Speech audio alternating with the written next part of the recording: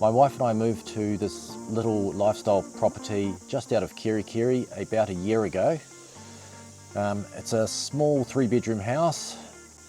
We moved out of the city, and even before we moved, we knew we wanted the backup of having the solar. The price was also going to be a consideration, but the main reason for it was just having the backup.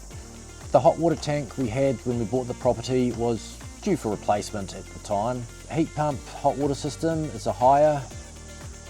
Honestly, it's been plug and play since we've had it.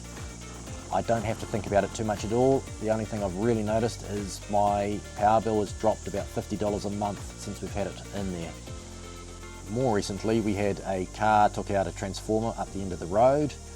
We didn't even notice, we just continued on as per normal.